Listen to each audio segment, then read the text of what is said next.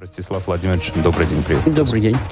Все чаще видим сообщения в американском информационном пространстве о возможном смягчении или даже отмене санкций в отношении России. Есть реакция и с нашей стороны, в частности, заявление Дмитрия Пескова озвучу. Нормализация отношений РФ с США должна предполагать снятие санкций. Ростислав Владимирович, как вы думаете, насколько вообще-то реалистичный сценарий, и в частности, будут ли обсуждаться крымские санкции, которые Трамп накануне также продлил еще на 1 год? Видите ли, санкции можно снять в любой момент. Продленные на год, не продленные. И можно снять в любой момент любые. Но пока что, насколько я понимаю, Трамп только поручил своим чиновникам рассмотреть варианты частичного снятия санкций. Частично можно снимать хоть крымские, хоть не крымские. Какая разница, по большому счету?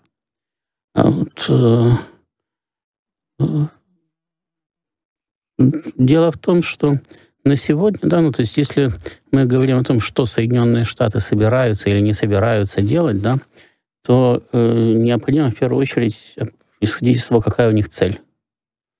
Цель пока что, со слов Трампа, не меняется. Заставить Зеленского подписать соглашение о минеральных ресурсах. То есть это главенствующий фактор. Без гарантии безопасности Украине, которая требует Зеленский. Соответственно, как только Зеленский соглашается подписать соглашение о минеральных ресурсах, как Трамп сразу же сказал, и сразу пойдет оружие на Украину. То есть сейчас он говорит, что Зеленский отказывается от мира, поэтому Трамп ему не поставляет оружие. Когда Зеленский согласится на мир, тогда Трамп ему будет поставлять оружие, чтобы Зеленский воевал. Я здесь прямой логики не вижу, но тем не менее, так высказывается пока что президент Соединенных Штатов. Поэтому... вам не кажется, что будет тогда логичное обоснование, мол, теперь эти ресурсы или зона добычи принадлежит нам, мы защищаем, отправляем оружие для защиты наших интересов американских на Украине? Дело в том, что там ничего Соединенным Штатам принадлежать не будет, потому что соглашение, которое должен подписать Зеленский, оно рамочное. То есть под это рамочное соглашение нужны дальше уже конкретные соглашения о добыче на конкретных участках, конкретных ископаемых, с участием конкретных компаний, американских. Ведь там же не Трамп лично будет с совочком добывать какие-то минеральные ресурсы, да? И не американское государство. Это в Советском Союзе были только государственные компании, которые ехали в Африку добывать на основе межгосударственных соглашений ресурсы, или не в Африку, а куда-нибудь еще. А в Соединенных Штатах компании частные. То есть они подписывают рамочное соглашение, на основании которого компании могут принимать участие. Более того, Трамп вообще заявлял, что его интересуют не столько сами минеральные ресурсы, сколько деньги, которые за них можно выручить. И вообще требовал, чтобы Украина просто наполнила какой-то фонд, довела его до стоимости, то есть до наполнения в $500 миллиона, после этого делала со своими минеральными ресурсами все, что хочет. Потому что, в принципе, адекватные американские эксперты оценивают возможность заработка на украинских минеральных ресурсах примерно в $20 миллиардов. Не в 500, а в 20. Согласитесь. Разница существенная. Да. Но это тогда буризма 2.0 получается, но только по отношению уже к республиканцам, лояльным Трампу. В принципе, да, почему нет? Дело в том, что тут дело не только в буризме, скорее это напоминает историю со сланцевым газом в Европе. Когда в Европе, на Украине, чуть ли не в России американцы собирались искать сланцевый газ. Везде находили, куда приходили, да. В Польше говорили, тут столько сланцевого газа, просто в нем купаться можно. Во Франции, в Германии. В Украине вообще обещали, что она будет продавать газ «Газпрому» в Россию. Настолько у нее много сланцевого газа. Бегали идиоты по потолку, радовались, что сейчас у всех будет полно сланцевого газа. Сейчас только американцы придут, технологии в землю воткнут, и сланцевый газ пойдет в немеренном количестве. За это время, что шла сама кампания в прессе, американские сланцевые компании, которые находились в тяжелой ситуации, поправили несколько дела со своими акциями. Акции пошли вверх, потому что сейчас же везде будет сланцевая революция повсеместно. И эти же компании будут же добывать газ. Это же у них технологии. Они приедут на Украину, в Европу, везде добывать газ. Их акции пошли вверх. Умные люди эти акции продали по хорошей цене. Глупые купили. Все, на этом лавочка закрылась. А сланцевом газе на Украине вспоминали идиоты только еще в самом начале гражданской войны, когда они утверждали, что Украина пытается захватить Славянск, или все пытаются захватить Славянск, потому что именно в этом районе какие-то огромные залежи сланцевого газа, которые все хотят добывать. Прошло 10 лет уже, и даже и об этом забыли. Уже ищут какие-то другие литий, еще что-то. Тоже огромные залежи на Украине, которые все хотят добывать. И поэтому какое-то конкретное село вроде бы как на 4 дня становится стратегической точкой. Потом забывают об огромных залежах, переходят к следующему селу. Потому что на самом деле украинские минеральные ресурсы серьезно истощены. Они были не такими плохими, действительно, было в плане ресурсов достаточно богатое государство. Там были и нефть, и газ, и уран, все, что хочешь. Кое-что даже осталось. И, наверное, даже не так мало осталось. Но значительная часть, это как уголь и металл. Добывать можно. Добывать можно уголь, использовать для металлургии, и железная руда, если все еще в Клеровском бассейне. Но раньше ты как... Идешь с веничком и совочком, намел веничек угля, намел руды, пошел себе металл плавить прямо на комфорке. То есть вложений почти не надо. А с течением времени надо было углубляться все сильнее и сильнее, все глубже копать, все глубже. Издержки росли. Уже к моменту независимости Украины у нее была та же проблема, что и у британцев. Низкая рентабельность добычи угля. И можно было выигрывать на местной угледобыче и даже на местном металлургическом производстве только за счет обнуления стоимости рабочей силы, чем, собственно, украинские олигархи занимались. Поэтому, несмотря на все Майданы, на Украине никогда не могло быть никаких европейских зарплат. То есть сразу же половина украинской экономики становилась нерентабельной. А кому все это продавать, если платить такие зарплаты? То же самое с большей частью других ископаемых. Да, они там есть. Там много чего есть. Но всегда вопрос заключается не в том, что у вас есть и чего у вас нет, а насколько выгодно добывать то, что у вас есть, и продавать кому-то, и кому продавать. Поэтому в реальности там таких огромных богатств, как которые говорит Трамп, нету. Но самое, то есть, которые могли бы за какие-то считанные годы окупить 500 billion американской помощи, которых не было, но о которых тоже Трамп говорит. Но Трамп использует это, во-первых, для раскрутки своей внутриполитической позиции. Байден тратил, я зарабатываю. Он еще ничего не заработал. Он продолжает тратить. Но в сознании людей он уже зарабатывает. Он президент, который почти принес американцам 500 billion, которых никогда не будет, но он уже их принес. Во-вторых, для него это серьезное внешнеполитическое подспорье, потому что это позволяет ему претендовать на позицию посредника в украинско-российских переговорах. То есть мы уже об этом говорили. Россия настаивает на том, что переговоры должны вестись с Соединенными Штатами по глобальному регулированию противоречий с Соединенными Штатами, а Соединенные Штаты настаивают на том, что переговоры должны вестись между Россией и Украиной при посредничестве Соединенных Штатов. Дабы самовозвыситься. Не возвыситься, а просто получить свои бонусы и вообще ничего с Россией не урегулировать из своих собственных противоречий. И пока что, ввиду того, что Трамп находится в цейтноте, осложненном Цукусовангом, пока что Россия это соревнование выигрывает. Пока что переговоры начались по поводу возобновления нормальной деятельности посольств, а не по поводу Украины. Но Трамп ищет свои точки входа в эти переговоры, и это соглашение минеральных ресурсов он пытается превратить в такую точку входа. Потому что там же речь же не идет просто о том, что, смотрите, мы сейчас подпишем соглашение, и буквально завтра с утра начнем с Украины возить какие-то минеральные ресурсы кораблями, самолетами, поездами, пароходами. Нет. Речь идет о том, что сейчас Зеленский подписывает соглашение о минеральных ресурсах, и тут-то и открывается дорога к миру. Каким образом соглашение о минеральных ресурсах ее открывает или закрывает? А тут, говорит Трамп, после этого сразу же у нас возникает возможность настаивать на выборах, проводить выборы, и пусть уже... мы России тогда даем все, что она хотела. Легитимная власть украинская, которая готова на мир там, и так далее. Он же от Зеленского что требовал? Буквально он орал ему там 40 минут. Скажи, что ты согласен на мир, перестань критиковать Путина, скажи, что ты согласен на мир. Значит, потому что Соединенным Штатам нужен человек на Украине, который скажет, да, я согласен на мир. Когда можно будет говорить России, смотрите, они уже согласны на мир. То, что соответствует американской риторике. Да, они уже не возражают. Вот. Вы не хотите Зеленского? Сейчас проведем выборы. Все, Зеленский же все, что надо, подписал. Сейчас проведем выборы. Значит, будет другой, будет не Зеленский. Итак, на мир Украина согласна, выборы сейчас пройдут.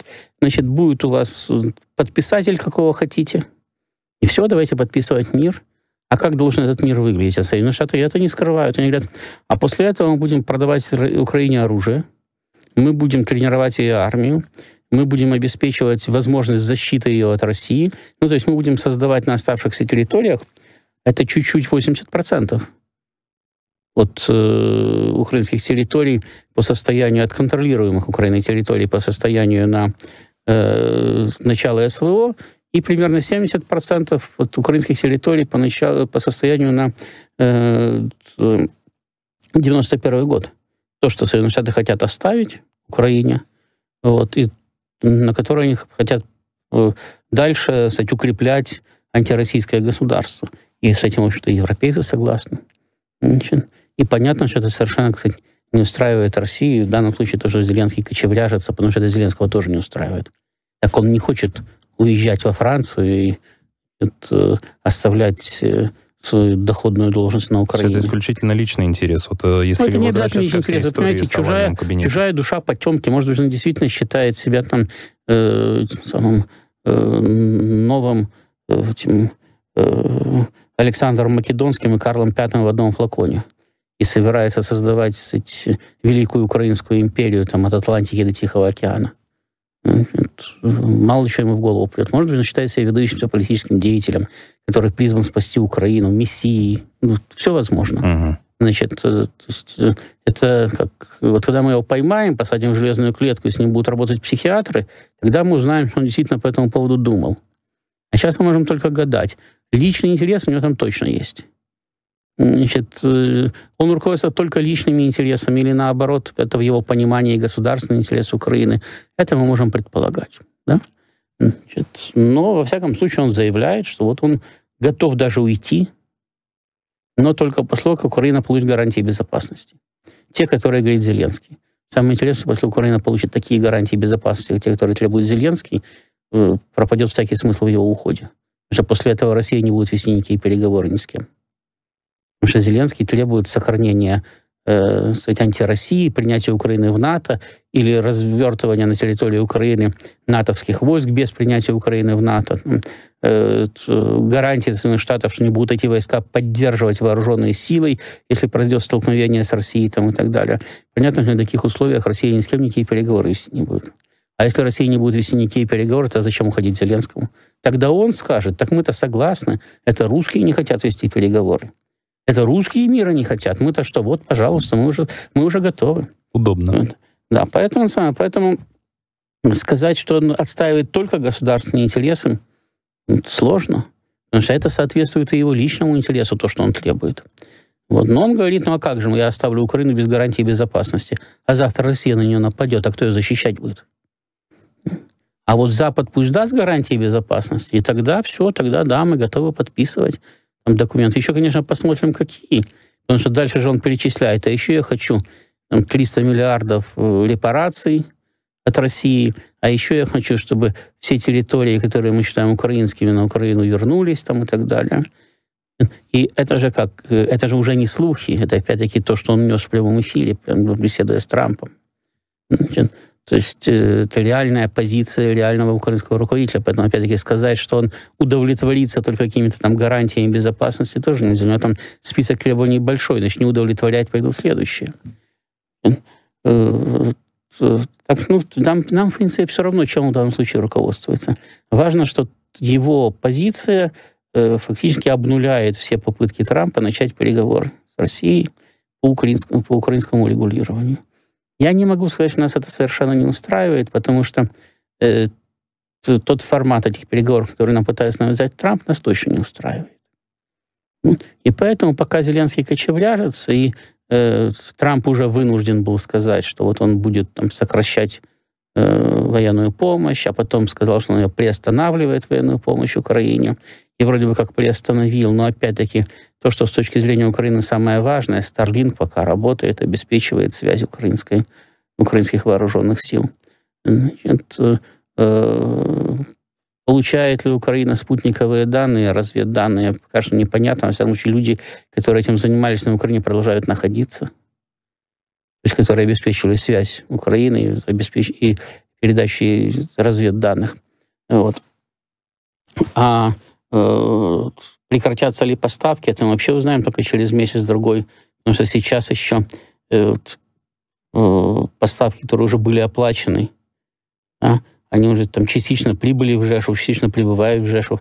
Трамп же не остановит, допустим, оплаченную партию оружия, которая из любой европейской или даже азиатской страны уже отправилась на Украину.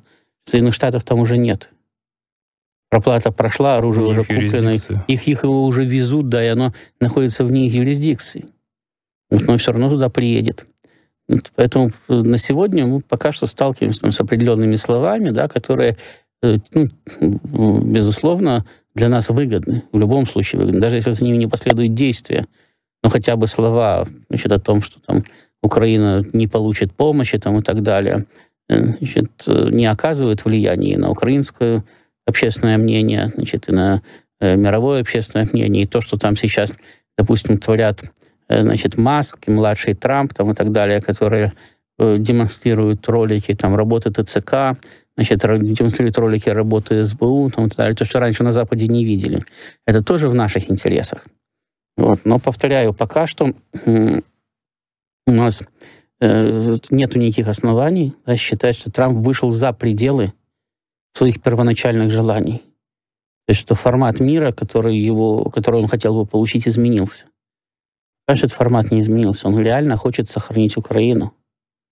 И он реально хочет сохранить ее прозападную, и он реально хочет сохранить ее антироссийскую, то есть под западным контролем.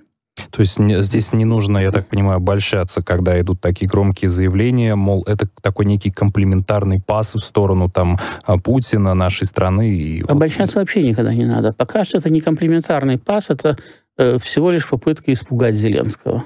Или испугать украинские элиты, чтобы не надавили на Зеленского. Или испугать европейские элиты, чтобы не надавили на Зеленского. Скорее испугать всех. И получить от него то, что надо Трампу, автограф под этим самым, под соглашение о минеральных ресурсах. Но, повторяю, он рассматривает это соглашение как важное для него, базовое с точки зрения продвижения его видения мирного процесса. И он все время об этом говорит. Он все время говорит, что вот соглашение о минеральных ресурсах открывает дорогу мирному процессу. Он сейчас значительно меньше говорит там, о $500 билиона. Он об этом уже как-то не так часто упоминает, как раньше. Значит, он говорит, что оно открывает дорогу мирному процессу. И даже перечисляет последовательные шаги, которые должны за этим произойти с точки зрения американской администрации. И вот именно последовательность этих шагов, по идее, нас и должна напрягать. Потому что это совсем не те шаги, которые хотели бы мы видеть. Вот. Ну и, повторяю, пока что Зеленский все это удовольствие блокирует. Это Трамп пытается заставить его поменять позицию. Но это же очень такая удобная позиция. Сообщение Reuters, мы вспоминаем сегодняшнее, мол, с сегодняшнего дня прекратились поставки на вооружение на территорию Украины. Тут же, буквально перед эфиром, мне попалось сообщение, точнее, заявление премьера Украины о том, что страна готова к возобновлению диалога по поводу минеральных ресурсов. И вы правы, что заметить этот эффект прекращения поставки можно там только через время. Но сегодня он там отменил поставки, завтра он снова их запустил. Но это же такая история, которая очень манипулятивная. Да, естественно. Вспомните историю с санкциями. О санкциях начал говорить еще Обама. И даже что-то там вводить. И они их вводили эти санкции. И там какие-то вооружения Украине посылали. А сейчас Трамп говорит Зеленскому. Опять-таки публично, под телекамеры, на весь мир. Да Обама вам давал простыни, а я вам дал джавелины. Имея в виду, что я только вот когда я пришел в Белый дом, Значит, и я ввел санкции против России. А все, что было до этого, это была чепуха. Только я ввел санкции. То есть фактически президент, который был до меня 2 срока, значит, он не мычал, не телился, он только говорил, а результата никакого не было. А вот я начал действовать непосредственно. Но ему же тоже можно сказать сейчас, что такое твои джавелины? Сейчас нужны там ракеты, которые дальностью 500 километров, танков море надо, артиллерийских орудий, РСЗО там, и так далее. И какие-то джавелины, противотанковые ракеты. Подумаешь, он дал противотанковые ракеты. Ой-ой, как сильно помог. У них уже вообще никто не помнит о твоих джавелинах. Тоже можно смотреть и сказать, да, ага. Конечно, ты когда-то ввел какие-то санкции. А какие санкции потом вводил Байден? Это же было значительно круче там, и так далее. То есть всегда можно сказать, что то, что было до меня, это были просто там досужие разговоры. Просто с разговора все начинается. Потом, если процесс не меняется, да, то есть он движется в том же направлении разговора, начинают рано или поздно превращаться в какие-то действия. Потому что нельзя все время только говорить. И там, хочешь ты, не хочешь вводить эти санкции, потом, если ты все время о них говоришь, то тебе приходится их вводить. Потому что иначе у тебя начинают спрашивать, а сколько ты будешь говорить-то про санкции? Год, 2, 10. Поэтому понятно, что если ничего не будет меняться, если Трамп будет все время говорить, я там приостановил поставки оружия на Украину. А, допустим, Россия будет говорить, так нет, Украина получает вооружение. Он все равно должен будет что-то делать. Но это какие-то поставки должен будет перекрывать. Ну и, судя по всему, он действительно склонен перекрыть поставки оружия, и, по крайней мере, очень серьезно их уменьшить, сократить. Это, во-первых, для того, чтобы сэкономить американские деньги. Потому что он говорит об американских поставках оружия. При этом он говорит, если европейцы будут покупать, то пусть покупают и дают кому хотят. Это будет уже их оружие, когда они его купят. Кому хотят, тому и дадут. Могут даже Украине. Мы, говорит Трамп, не будем перекрывать поставки, возможности для Европы покупать американские вооружения. То есть здесь тоже, в общем-то, не такая простая ситуация, как может показаться изначально. Но, повторяю, если процесс будет идти в том же направлении, и Трампу надо будет оказывать давление на Украину, то рано или поздно действия будут ужесточены. Вначале будет он переходить к практическим действиям, а потом эти действия будут ужесточаться. Это, так сказать, неизбежный процесс. Другое дело, что в определенный момент он может отказаться от давления на Украину тоже. Благовидный предлог всегда найдется. Можно всегда предложить России какую-то, как он говорит, сделку, от которой Москва откажется, он потом скажет, видите, я сделал все, что мог, но они же против. Никто не хочет мира, кроме меня. Только я хочу мира, поэтому, их всех. Будем теперь санкции против всех вводить, оружие никому не поставлять, а продавать кому хочешь. Но я думаю, Трамп понимает, что у него все-таки последний президентский срок. Вернемся в студию через пару минут, дорогие радиослушатели, прервем стану. Ростислав Владимирович, как вы думаете, хватит ли Трампу 4 года его президентского срока, чтобы оставить такое сильное политическое наследие тому же Венсу, например? Нет. Сильное политическое наследие, безусловно, не хватит. Его задача обеспечить хотя бы просто сохранение республиканцев у власти. А борьба с демократами после него должна продолжиться. Потому что, в реальности американское общество расколото пополам, и если не загнать в половину в концлагеря или не перестрелять, то за 3-4 года они никуда не денутся. Там ведь проблема же не только в том, что кто-то думает как Трамп, а кто-то думает как Байден. Это проблема 2 американских экономик, которые задействованы большое количество людей со своими интересами. И эти интересы диктуются вполне определенными материальными целями.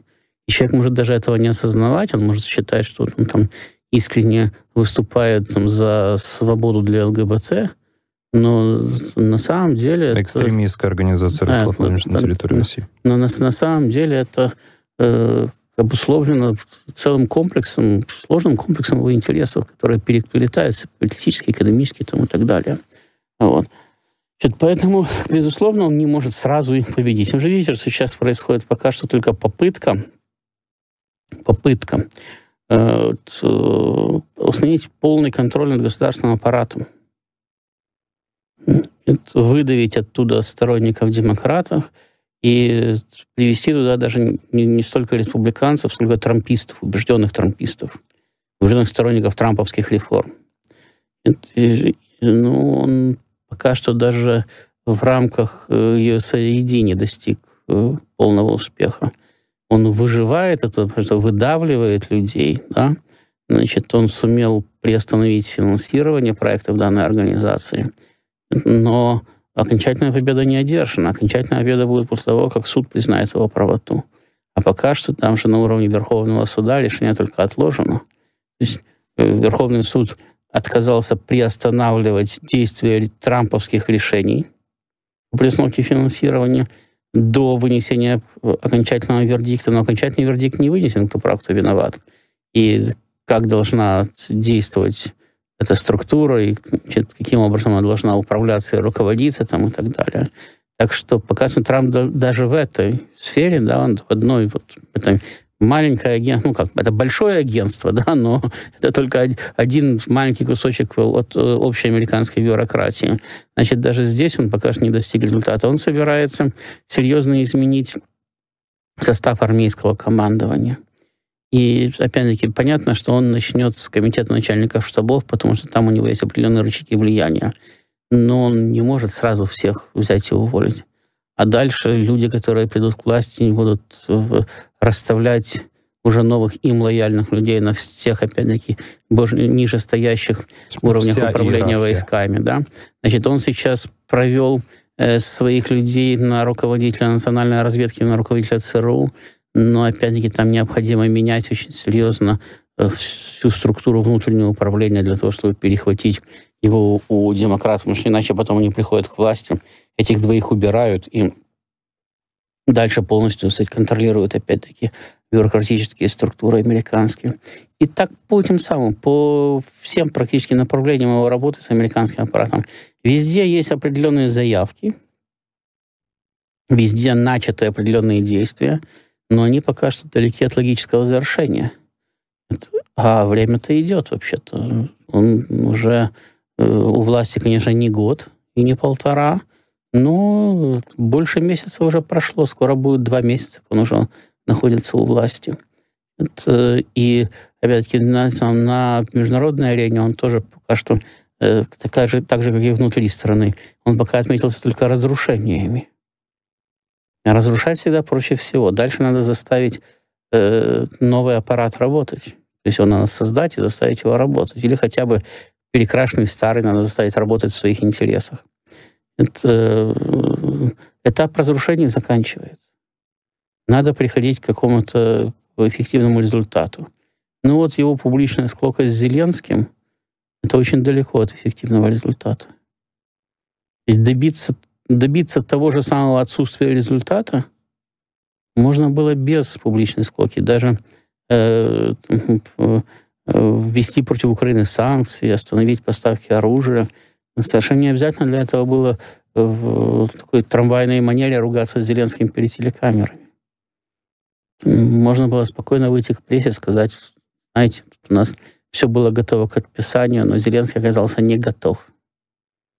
И в связи с этим, поскольку Зеленский выступает против мира, мы останавливаем или мы рассматриваем вопрос остановки помощи Украине. И будем работать с нашими европейскими союзниками над этим. Это было бы то же самое, может быть, это было бы даже жестче. Значит, но без вот этих вот потешных этих самых вещей. То есть мы пока что видим человека достаточно эмоционального, да, нацеленного на быстрое достижение результата, не стесняющегося и не боящегося разрушать мешающие ему структуры. Но пока что какого-то эффекта позитивного мы не видим, он далек пока что от него. Когда появятся первые результаты позитивные, первые созидательные результаты, тогда можно будет примерно оценивать, насколько там он может, какое наследство он может оставить Венсу. И вообще, Венсу ли он будет оставлять наследство. Значит, и будет ли он вообще наследство оставлять какое-то. А на данном этапе пока что мы видим только как определенные такие эмоциональные всплески, да. Значит, безусловно, он, конечно, работает и активнее, и более последовательно, чем это было во время его первого срока, когда любую его политическую активность заблокировали полностью его политические оппоненты. Безусловно, у него сейчас больше свободна рук, потому что, как мы неоднократно говорили, у него сейчас появился определенный внутриполитический консенсус. По принципу, у демократов не получилось, давайте посмотрим, что получится у Трампа. Но как долго этот консенсус будет сохраняться? Как долго будут смотреть, что получится у Трампа, если у него ничего не будет получаться? Через какое-то время он может опять оказаться под ударом жесточайшей критики. Помните, как внезапно Байден обнаружил, что вчера любившая его американская пресса сегодня его презирает? Ну, или как минимум не замечает. И потешается над ним. Да нет, они просто потешались, вдруг заметили, что он слабоумный старик, вдруг вспомнили, что это самое, что его семья погрязла в преступлениях и в коррупции. Там, и так далее. Все это произошло буквально со вчера на сегодня. Вот так вот разворачивается, собственно, не общественное мнение, а те, кто его формирует. И Трампа может ожидать то же самое, если он разочарует людей, которые его поддерживают на сегодня. А опять-таки его поддерживают люди не те, которые мечтают о мире с Россией. Его поддерживают люди, которые мечтают о том, чтобы Соединенные Штаты сохранили доминирование на планете. Да, они согласны сейчас с тем, что надо идти не коротким путем давления, которое предлагали эти демократы, а более длинным путем сосредоточения, накопления сил и после этого давления, как предлагает Трамп. Но это не пока с этим согласны. И совсем недавно они были согласны с совершенно другой концепцией. Совсем недавно вся их пресса писала, что Трамп фашист. И что его нельзя пускать к власти. И она может опять вернуться к этой же абсолютно позиции. Они совсем недавно писали, что Трамп агент Путина. У них сейчас значительно больше оснований писать то же самое. И они могут вернуться к этой позиции. Тоже приходится открещиваться, ведь Трамп сейчас периодически напоминает о том, что у нас дистанция вполне определенная, и я напомню, я вот процитирую, я ничего не дал России, кроме горя, я дал им санкции, поставил джавелины, что мы тоже уже обсуждали, а потом они обсуждают, насколько я близок к России. Да, но они сейчас говорят, ведь опять-таки его противники говорят просто другое дело, что это не является мейнстримом в прессе, в американских СМИ. Но его противники уже говорят, Трамп развернул Соединенные Штаты в пользу России. За месяц нахождения у власти. Эти есть вещи очевидные, которые доказывать надо, их надо только вложить в уши. И если это станет мейнстримом, вот этот тезис «Трамп развернул Америку в пользу России», то американские избиратели, американские обыватели это увидят. И дальше возможны трактовки. И можно сказать, и это хорошо, потому что Европа оказалась неполноценной, Украина оказалась недееспособной, и нам надо договариваться с сильной Россией, всех этих обормотов выбросить на историческую помойку. И тогда обыватель скажет, да, какой Трамп молодец. Как он быстро и правильно сделал то, до чего не допер слабоумный Байден. А разве для американского избирателя допустимо наличие нескольких полюсов? Когда есть такие игроки на равных: Китай, Россия, Соединенные Штаты. Для американского избирателя допустимо все, что ему объяснят, все, что ему назовут позитивным для Америки. Если ему скажут, что Трамп спас Америку, то он будет спасителем, это будет позитивно. Вот если ему скажут в такой же ситуации, Трамп развернул Америку в пользу России, он бросил союзников, он потерял контроль над Европой, он продал Путину Украину ни за что. В результате Соединенные Штаты ослабели. Он сейчас хочет воевать с Китаем. Где он возьмет ресурсы для войны с Китаем, если теперь союзники ему не доверяют? А большая часть из них уже вообще даже и не союзники, если он с ними со всеми поссорился. Трамп фактически уничтожил Америку. Трамп сделал Россию вновь великой. Трамп продал американские интересы. Надо только выяснить, за что. Кстати, вот у нас есть 4 бывших российских шпиона, или 5, или 10, сколько их к тому времени будет. Сейчас, по-моему, 3 есть. Которые утверждают, что не лично вербовали Трампа в 70-е годы. Думаете, они это не заметили, эти заявления? Они это прекрасно заметили. Просто сейчас им это не надо. Понадобится. Все те, кто это заявлял, будут давать показания Конгрессу. комиссия и Конгресс, о том, как это происходило, где это происходило. Как они будут придумывать и изгаляться, это никого не интересует. Будет интересовать только, захочет им комиссия Конгресса поверить или не захочет. Если она захочет поверить, она обязательно поверит. Потому что они и не в такое верили. Они верили в вообще невообразимые вещи, в которые поверить нельзя. Но если хотелось им поверить, они это верили. Вот. Так что позиции Трампа не такие, так сказать, непоколебимые, как может показаться на первый взгляд. И он это прекрасно знает. И, собственно, поэтому он и спешит. Он поэтому и спешит. И с разрушением он поэтому спешит, но и с достижениями он поэтому спешит. Если, повторяю, если с разрушением у него получается, с достижениями у него не получается, и рано или поздно это должно стать его проблемой. Если у него не возникнут достижения, то, нам от этого, не могу сказать, ни холодно, ни жарко, да. В любом случае, как говорит пословица, худой мир лучше доброй ссоры, да. Но, опять-таки, нас любой мир не устраивает. А перемирие тем более. Да, и поэтому отсутствие у Трампа достижений для нас не критично. Мы можем продолжать играть в ту же игру, в которую играли до сих пор, и просто добивать Украину. Для Трампа это отсутствие достижений критично. То есть для нас может быть плохо, может быть хорошо. То есть идеально ничего никогда не будет. То есть в любом варианте есть свои позитивные и негативные стороны. Добиваем Украину до конца, решается вопрос с наличием на наших границах потенциального враждебного анклава. С одной стороны. С другой стороны, возникает другой вопрос, что со всем этим добром делать. Огромная разоренная территория, огромное количество перемещенных лиц. Часть из них в Европе, часть из них прямо на Украине находится. Значит, уничтоженная экономика. На все это поднимать, восстанавливать, вкладывать. Можно просто отказаться. Сказать, мы уходим.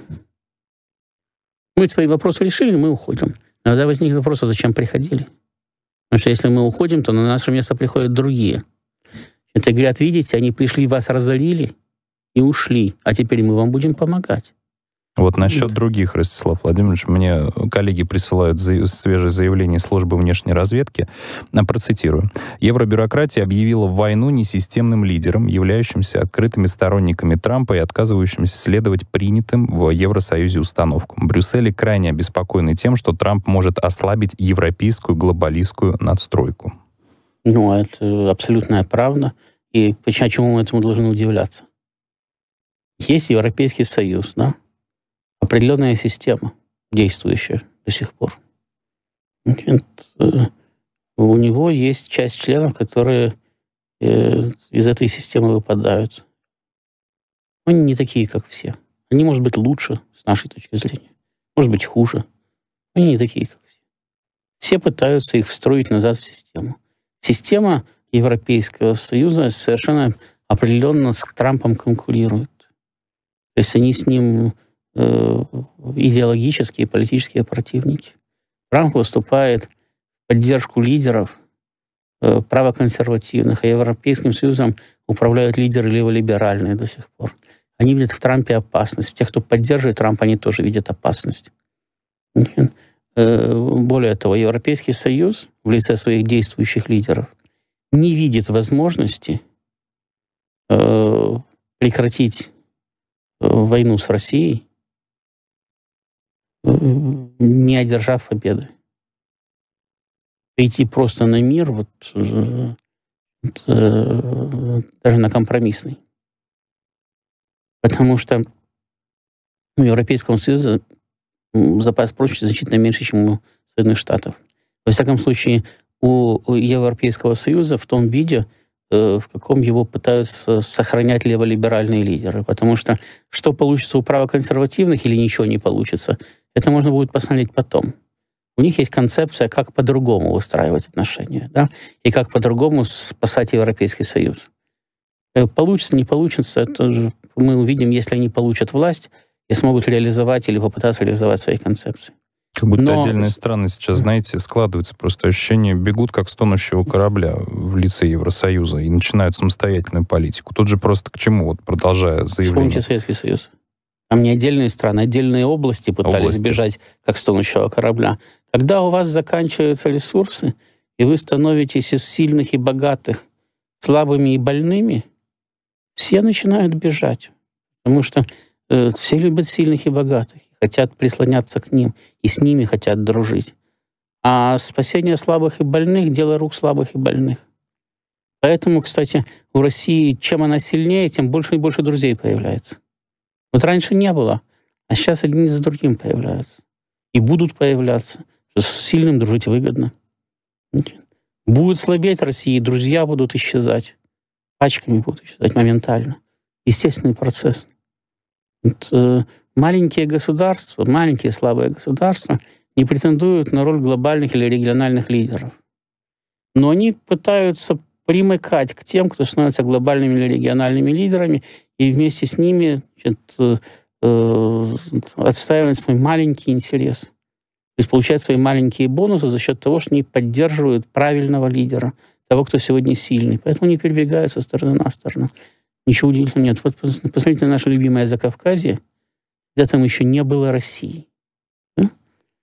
Там конкурировали Римская империя с Парфянским царством, потом Византия с сасанидами конкурировала, потом Турция конкурировала с Ираном.